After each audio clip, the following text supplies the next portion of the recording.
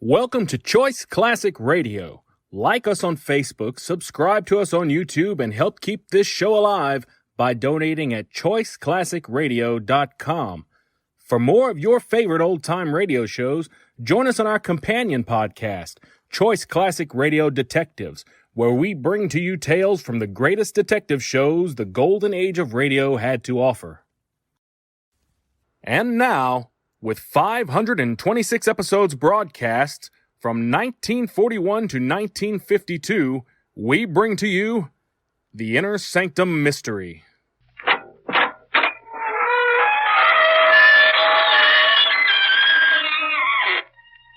evening, friends. This is your host to welcome you through the creaking door into the inner sanctum. You'll have to be very quiet tonight because one of our guests is asleep in the deep. Poor chap. He was a sailor by trade, an old salt named Peter. He had a corpse in every port. But I'm afraid he went overboard. You see, people made him sad, and he had a nasty habit of drowning his sorrows. His last voyage was over a large body of water, the Dead Sea, and he was blown into it by a stiff wind. But it was too crowded down there. 5 fathoms deep.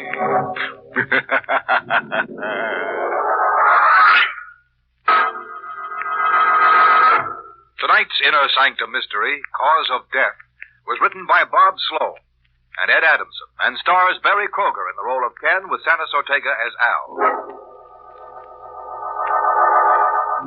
Well, gather round, my friends, and you shall hear a midnight tale of death and fear.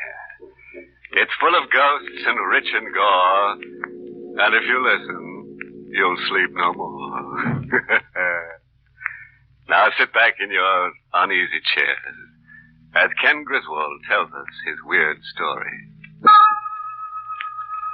Death held no terror for a man like me. I'd seen the dead too often, lived among them, worked among them.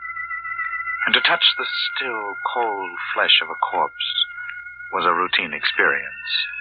For 10 years, I'd been the coroner of Redmond County. I'd seen death in all its cruel, twisted forms. And yet, there had never been one like this. It all began up at the lake. Even a coroner has nerves, and mine had begun to get the best of me. So Inspector Al Hendricks gave me a week off, and I went up to Grandview Lodge alone. On the 3rd day of my vacation, I was sitting on the lakefront dock when I heard my name called. Ken! I turned and saw Al Hendricks coming quickly down the hill. Ken, I'm afraid you'll have to interrupt your vacation. What? You've got to come back to town. Come back to town? When? Right away. I'm driving you in. Oh, now, wait, Al. I haven't had a vacation in almost 3 years. I know. I wouldn't ask you to come if it wasn't important. This is a very special case. Why? What's so special about this case? A woman was found dead in her house at 11 this morning. There doesn't seem to be any visible reason for her death. Well, it's got to be a reason. So far, we can't find one. There's always a reason. You'll find one. You'll have to find it for us, Ken. Me? Why must it be me? When you get there, you'll understand why. What do you mean, why?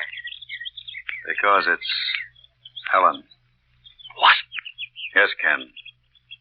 The woman who died is your wife.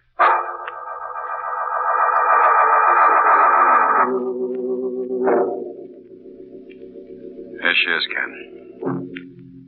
Al Hendricks pulled back the sheet, and for the first time I saw my wife, Ellen, in death. Her face was twisted into a strange smile, and her eyes seemed to stare at me through half-open lids. But somehow, the aura of the dead wasn't about her. It was as if she were only asleep. Dr. Vincent and I stayed there for 3 hours, testing, analyzing, checking back over every bit of evidence which might give us an inkling of the cause of death. And when we were finished, I asked Dr. Vincent to send Al in. Well, Ken, what's the verdict? Al, there is no verdict. What? It doesn't seem possible, Al. I can't believe it. Yet it's true. What are you talking about? Ellen's death.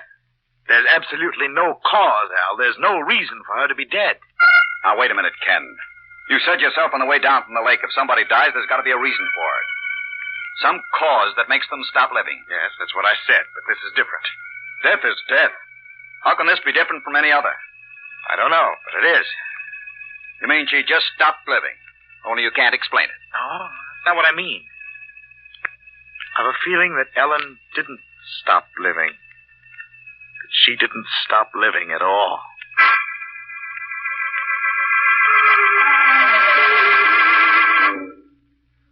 On the official certificate, the cause of death was listed as unknown. 2 days later, Ellen was buried. That night, I sat in the half-dark living room. Outside, a howling wind slashed at the French windows that led to the lawn. I couldn't sleep. Couldn't get the thought out of my mind. The thought that I should never have allowed them to bury Ellen. I just sat there, the idea searing deeper and deeper into my mind. And suddenly, one of the French windows was flung open, and the cold wind whipped into the dim-lit room. I've come back. At first, I thought it was just the echoing wind playing tricks. Then I heard it again, stronger. I'm here, Ken. It was her voice. Ellen. You're not afraid, are you, Ken? She stepped out of the shadows and stood there before me in the yellow light of the lamp. She was dressed just the way she was when they put her in the coffin. The gold bracelet I had given her glistened on her wrist. Why do you look at me that way? It's not you, Ellen. Oh, yes. It can't be. You're dead. Am I? Really? You were buried this morning. You died 2 days ago. Don't you remember, Ken? You told Inspector Hendricks. I heard you. Ellen didn't stop living. No, this is just a dream. You know why I didn't stop living, Ken? It's because you can't make a wish like that come true. What wish? Don't you remember? You said to me, Ellen, I wish you were dead. No, Ellen, I always loved you. You didn't. You never did. When Carl was nice to me, you hated us both for it. You thought I was going to Carl, and so you made your wish. You wished that I would die. I didn't mean it, Ellen. I swear it was just something I said in anger. You wished me dead, Ken, but you can't kill by willing it. You can see now that I've lived on. This isn't real. You're only in my mind. It's just my nerves. No, Ken. Yes, it is. It is. It's nothing but a trick of my imagination. I'm as real as you are. I'm flesh and blood and bone, the same as you. Here. Here. Touch my hand. I moved back, but she kept coming closer and closer. And then I turned and ran across the room. I saw her follow after me. I got to the bedroom door and I slammed it shut. I turned the key in the lock. I stood there in the dark, my heart hammering a tattoo of fear that shook my whole body. I tightened my fingers around my throat to hold back the scream that cried silently for release. And then it came. She was knocking at the door. I couldn't hold it back any longer.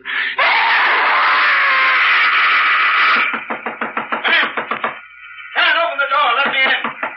Ken, do you hear me? Unlock this door. Al, thank heavens you got here. You got the call from your neighbors down the road. I heard you scream. What the deuce has been going on here? She came back, Al. Huh? Ellen, I told you she wasn't dead. Oh, now look. No, I'm not crazy. You've got to believe me. She was here. She tried to get into this room, and that's why I locked myself Now, in. you listen to me. The last couple of days have been rough on you. No, wait a minute. I know what I'm talking about. Ellen's come back. I said you listen. Your wife was buried this morning. I was at the funeral with you. She was buried and it's all over. Had a nightmare. But, Al... Just a nightmare. Things like that happen to all of us. She wasn't here. She couldn't have been. It wasn't a dream, Al. She was here. What are you talking about? On the floor, there. That bracelet. That bracelet was on Ellen when she was buried this morning.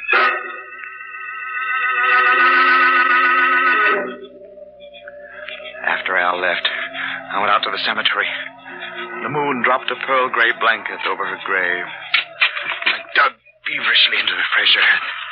I still had to prove to Al that Ellen lived on. The bracelet wasn't enough for him. I dug deeper. Deeper. I just about removed all the dirt that covered the casket top when the shadow of a human form fell across the grave. Hello, Ken. Al! I went back to your house. You were gone. I figured this is where I'd find you. You're wasting your time, Ken. She's in there and dead. Before Al could stop me, I bent down and snapped open the coffin hinge. I pulled up the lid just as he jumped down beside me. Close that coffin! I told you not to. Ken! We stood there in the grave, our eyes fixed, staring into the empty coffin.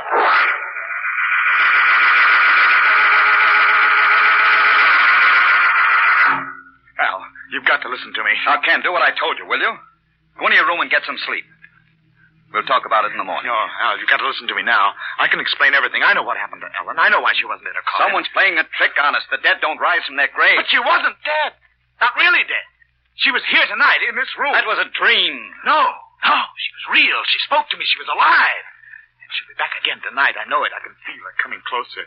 Al, she's coming back.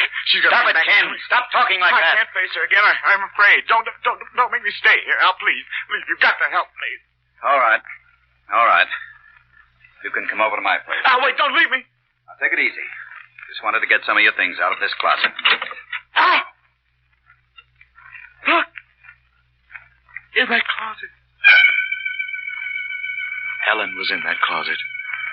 For a moment, she just stood there, rigid and white, her eyes burning into me, her lips twisted into the same strange smile.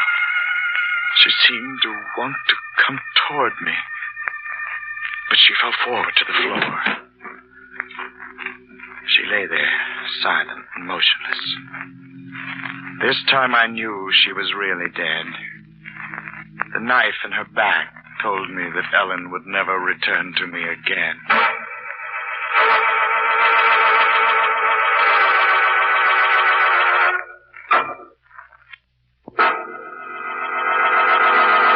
You know, I feel kind of sorry for our coroner friend, Ken Griswold.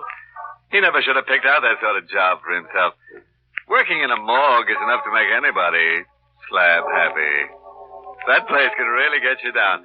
About 6 feet down. It's like they say, death is always just around the coroner.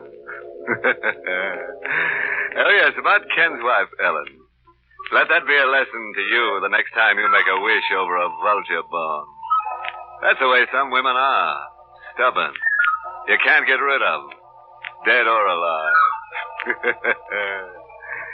Well, now let's get back to Ken Griswold as he continues his tale of terror. After we found Ellen's body in that closet, I knew I had to get away from that house forever. I wanted to run out into the night, but I couldn't move. Some force held me stationary in its grip. The room began to swim crazily. I saw Al Hendricks come towards me, but a black curtain fell between us, and I was lost in its deep folds.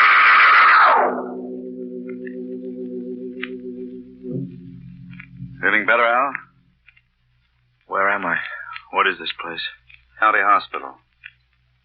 You've been here 2 days. 2 days? Yeah. You blanked out. Ellen, she was murdered. Now, you've got to take it easy, Ken. We won't talk about that now. No, I have to talk about it. Don't you see, Al? I was right. Ellen had lived on. No, she was already dead. With that knife in her back. You only die once. What I said before still goes. Somebody's playing tricks. Al wouldn't listen to me. He told me to try and get some sleep. Then he pulled down the shades and walked out of the room.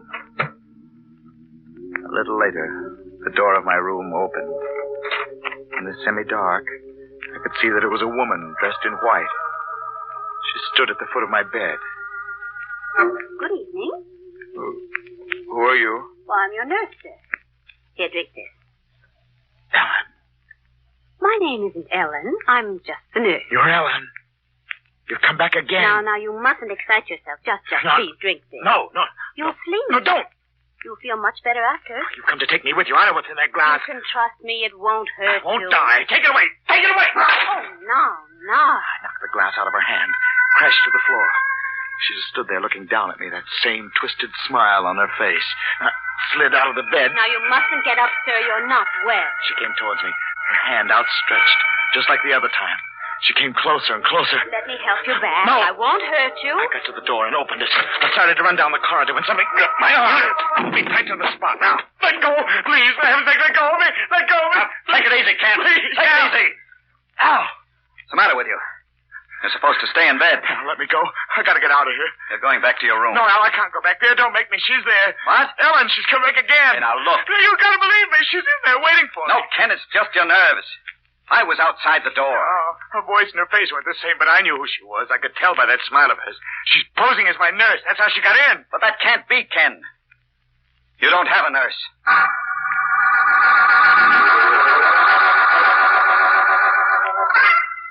You don't have to worry about her coming back anymore, Ken. Oh, she will. It was all in your mind. I think I can make you see that now. What do you mean? You felt responsible for Ellen's death because of that fight you had with her. That's why your imagination ran wild. Oh, but Al, that bracelet, her body in the closet. Like I told you, she was dead all the time. Somebody was playing tricks. The man who murdered your wife, we've got a lead on him.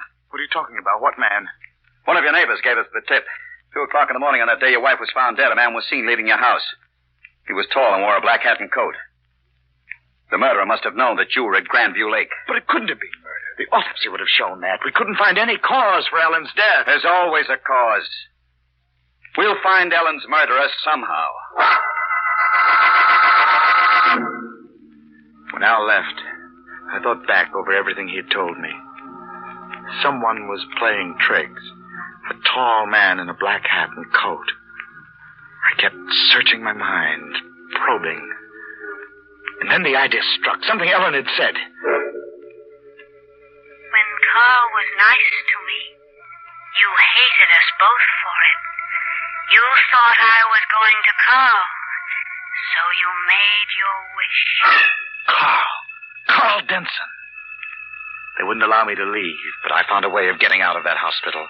And I went to see Dr. Carl Denson.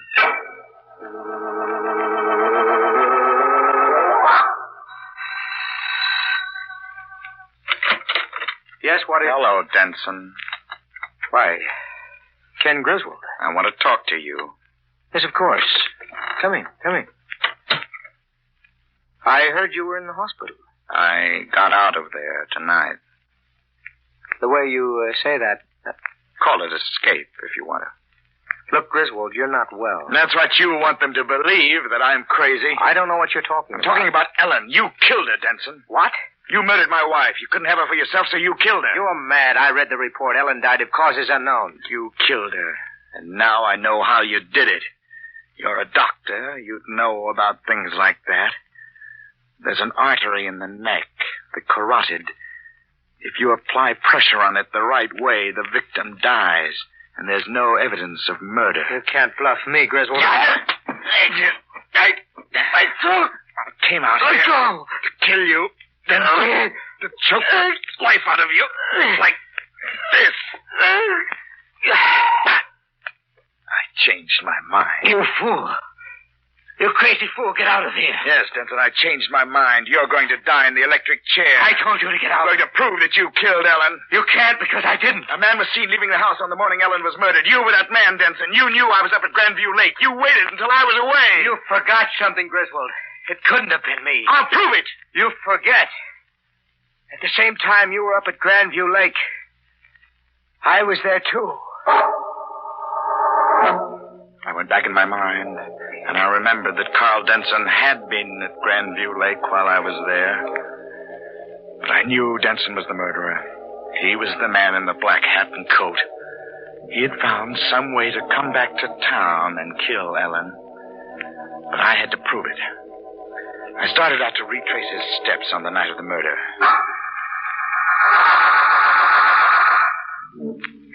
The train let me off at the Grandview Lake station at 4 in the morning. I phoned for the village taxi and ordered the sleepy driver to take me out to the lounge. I don't like to make trips this time of the night, mister. Don't worry, I'll pay you extra for it. Only hurry. I can't go much faster. Trouble with you city folks always hurrying to get nowhere. Reminds me of the fella I drove last week. City fella, too. Got off the 401 just like you. Says he's in a hurry. Wait a minute. Yes? You said he got off that same train? Yep, that's what he said. Same train as you. What day was that? Let's see. Was it Tuesday? Tuesday? Yes, it was Tuesday that. What did he look like? What you want to know from me? Tell me, what did he look like? Well, he was a tall fella. Didn't talk none tall. Couldn't see much of his face, had his coat collar up. The thing about that, wasn't cold either. Was he wearing a black hat? Come to think of it, guess he was. Yeah. Black hat and coat. Where did you drive him to? Same place you're going, mister. Grandview Lake Lodge. That proved it. I was right. Denson had gone to town to kill Ellen. Then when he finished, he returned on the early morning train. I had him now. There was just one more step left. When I walked into the lodge, George, the night clerk, was behind the desk. Good morning, Dr. Griswold. Hello, Griswold. George. We weren't expecting you, but we have a room. I'm not staying. Oh? George, I need your help. Yes, of course. What is it? It's important. You must remember something. Remember? About Dr. Denson. You know him? Yes, certainly. Well, this happened just 1 week ago, last Tuesday morning at the same time. You were on duty then? Yes. And you would have seen anyone walk through the lobby here? Yes, I would. Dr. Denson returned to the lodge last Tuesday morning. He was wearing a black hat and coat. He came in here at this same time. You saw him. No. But you must have. I didn't. He came in here. I have proof. The cab driver who brought him here from the station saw him enter the lobby. I didn't see Dr. Denson that morning. You're lying. You did. No, sir. The only person who came in early last Tuesday was you. What? You came in, Dr. Griswold. You wore a black hat and coat, and you asked me for a key to your room. Me? That's right, Ken. It was you all the time. How? Now be good, Ken. Don't make me use this gun. Al, did you hear what he said? Yeah? That means I killed her.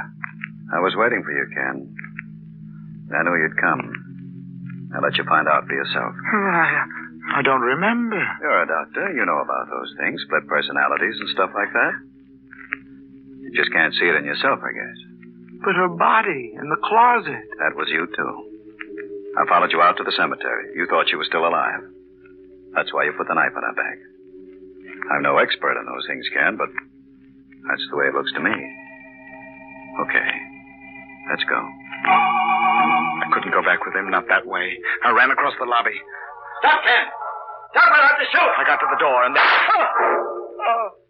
A bullet burned in my chest. Al turned me over on my back. I'm sorry, Ken. It's all right, Al. This is just the way I wanted it. Al's gone for a doctor. I haven't got much longer. No. I won't be here when Al comes back. I won't give them any trouble with this one. The cause of death. This one's easy to determine.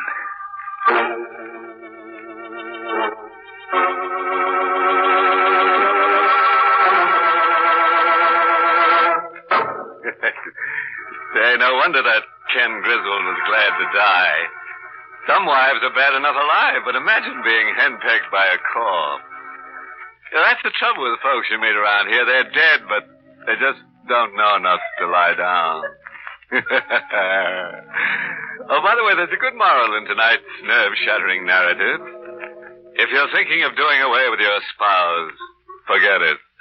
Brother, you haven't got a ghost of a chance. This is the United States Armed Forces Radio Service, the voice of information and education.